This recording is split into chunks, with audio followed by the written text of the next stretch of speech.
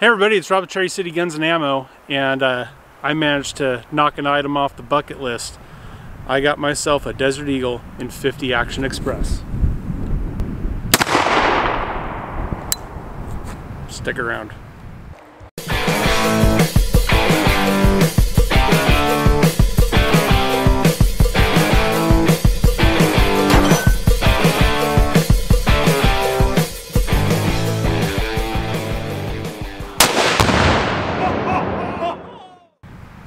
Alright, like we said in the intro, I got myself a Desert Eagle Mark 19. This is the non-compensated version. Just the regular old barrel.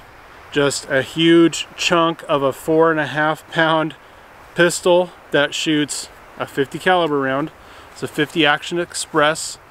A little bit shorter than 500 Smith & Wesson. Doesn't have quite the power of 500 Smith & Wesson, but more than enough than you'll ever need. Let's shoot this beast of a gun. Let's shoot our silhouette real quick. And to say that it hits with some authority is an understatement.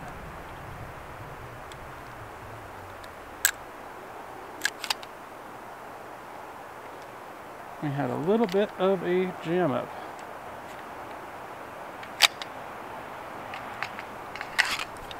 That's weird. Didn't go fully into battery. Let's try that again. That time it went fully into battery.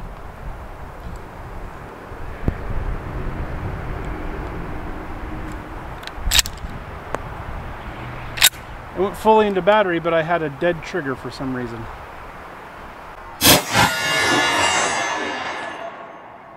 There we go. Let's see.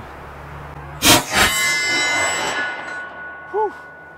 Well, let's put that one back in, see if that runs this time.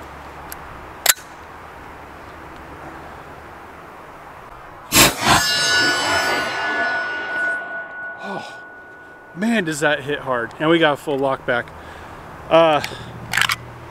This thing is incredibly powerful. This is just nuts. I've been wanting one of these for a long time. You know, the Desert Eagle, or the Deagle as the gamers call it, is truly an iconic handgun. From my little bit of research, it was originally introduced in the early 80s, and it was made in Israel originally. Now it's owned by Magnum Research, and it says right here, Desert Eagle pistol made in the USA. In Pillager, Minnesota, USA. I don't know if you can really see that there. So these are now made in the USA. Like I said, this is the Mark 19 variation, but again, these have been around for like 40 years. But they haven't lost any of their appeal. I mean, you see them in movies all the time. You see them in video games all the time because the Desert Eagle is just such an iconic gun. Let's go over some of the features of this bad boy before we shoot some more.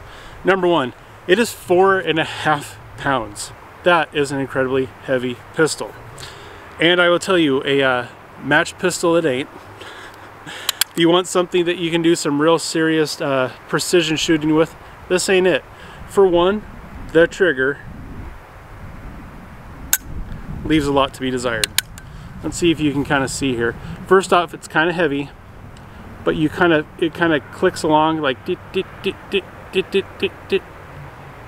I don't know if you can see it kind of go through a whole bunch of different stages before it finally goes off. Let's check the reset. It's kind of weird because you get this one little click and you think it's reset. Nope, it ain't reset. So you have to go past the first click to the second click. So the trigger sucks, the reset sucks. It's heavy. The sights are very rudimentary, like they're not precision sights. There's all these things about it that make it not the greatest gun in the world, yet there's still such a cool factor to shoot such an iconic and neat gun. The other thing is the controls are difficult to manipulate. I have fairly large hands. Here's just your safety way up here. If I don't break my grip, I can just touch it. I definitely can't get on it. If I completely switch my grip, I can get underneath it. But it is heavy and it's a long travel. And then trying to put the safety back on, like it's a real reach. It ain't easy. Also, the slide release. It's not bad when it comes to using it. It's in a good spot. I can reach it. What's bad about it, I don't know how much you can tell. I don't know if I can play around with my grip angle and figure something out, but this thing is chewing up my thumb every time it recoils. This back corner just slides along the side of my thumb as it recoils back, and it's just chewing up my thumb. It's still cool. The mag release for such a big pistol is awful tiny, and even with my large hands, I gotta really break my grip to reach that. But once you reach it, like, it actuates fine. It's not stiff or anything like that. It's just you have to go from here to here. Like, I really have to like rotate the pistol a lot in my grip to be able to reach it and manipulate it at all. So beginner gun it ain't, match gun it ain't, cool gun 100% is.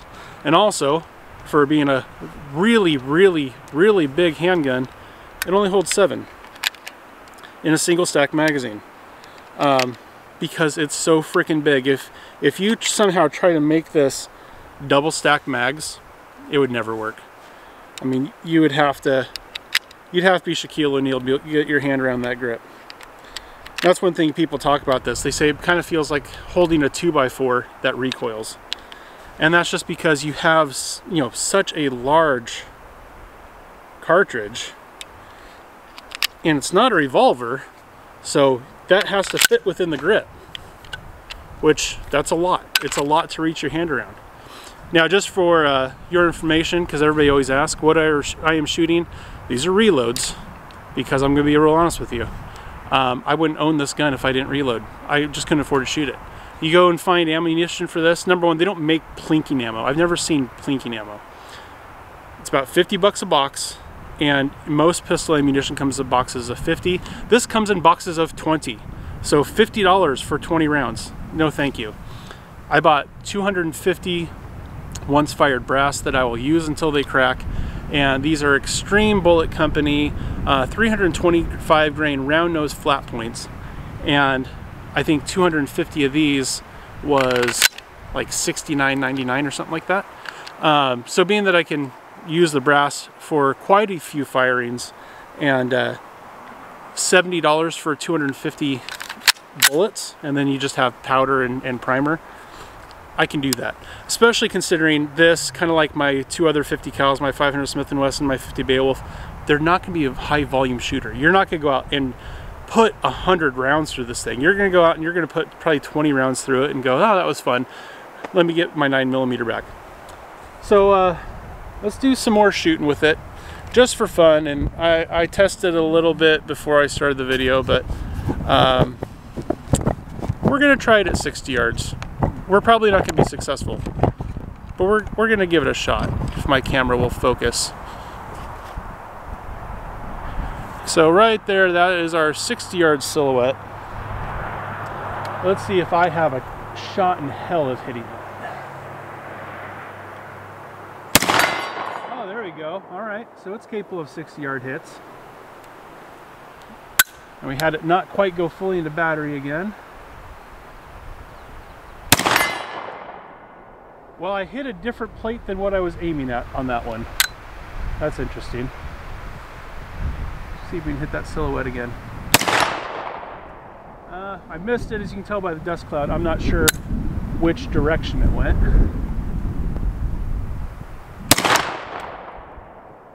Well, I tell you what, if nothing else, the fireballs that come out of this thing are incredible. There we go, we hit our silhouette. There we go, we're hitting with decent reliability. I think I've figured out how to shoot this thing. Ish. If I could just stop flinching. I'm not gonna lie. I'm flinching a little bit because that slide stop is definitely chewing into my thumb a little bit. Let me go load up another gigantic magazine. We'll come back and shoot this a little bit more and then we'll call it good. Alright, we're set up with a little different angle. Probably don't care what my target looks like because we're shooting at steel targets.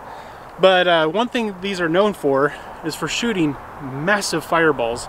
My buddy who's here watched me shoot this here video said even from behind me he could tell that the fireball was quite impressive. And also this will give you a little bit more of an idea of the recoil when this thing goes off. So let's go through a mag from the side.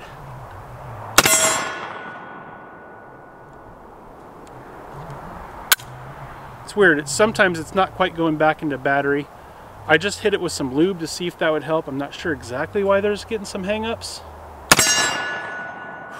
I can tell that the fireball, even from behind the gun, is pretty good. Yeah, just about every round it's not quite going fully back into battery. That time it did. Oh, maybe not. Huh. Oh, that time's all the way forward. Oh. Okay, another side note. Another little bad thing about the Desert Eagle. It tends to throw a lot of the brass straight back at you, and that one actually bounced off my my safety glasses. I've had a few bounce off my forehead. That was the first one that's hit me in the glasses. So if you're gonna go shoot a Desert Eagle, wear your eye pro, because otherwise you might catch brass to the eyeball, and I don't think you would enjoy that very much. I don't know how apparent that was. I'm sure it was pretty good as far as the fireballs and the recoil go. But this really is quite an experience shooting this thing. It really is not like any other gun I've ever shot. I've shot more powerful guns, but not semi-auto. So, after I just went through and talked about how terrible the trigger was, and the sights are rather rudimentary and not very good and all that, and it's not a match gun, we're going to go ahead and shoot at 100 yards, because that's just what we do. I like to try to get 100-yard shots with a pistol no matter how bad it is. I have a video getting our 100-yard silhouette, and it's only a 2/3 size silhouette, it's not even a full size. But I've got a video hitting that with a North American Arms mini revolver in .22 long rifle, and those don't even have a rear sight. So if I can eventually score a hit with that, I think I should be able to get a hit with this. By the way, the last couple rounds of going to that mag are quite difficult to get in there. Let's point this at our 100-yard. Let's zoom out there. Oh. So that is our 100-yard backstop, and on the right-hand side of it is our 2/3 size silhouette. I have to really focus here. The sights are huge too, by the way. That front sight, literally, it's at least double the width of that silhouette, at least from this perspective.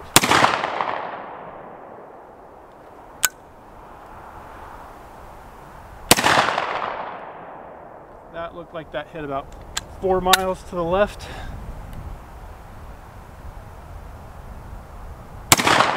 Hey, we got a 100-yard hit. It can be done. That was another brass that bounced off my forehead.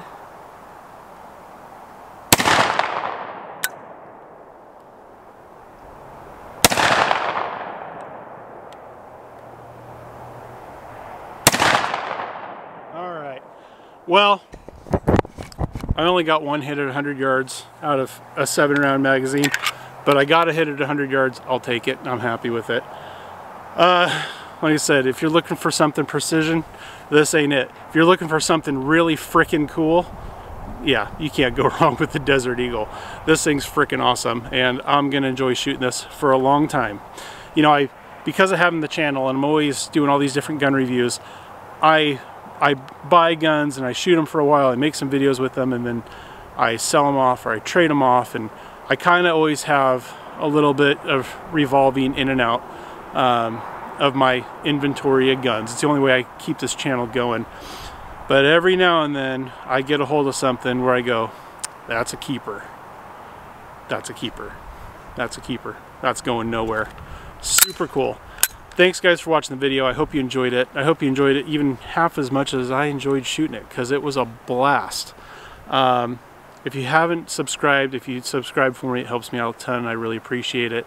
And make sure you hit the bell notifications so you get notified. Thanks again, guys, and have a good rest of your day. Bye-bye.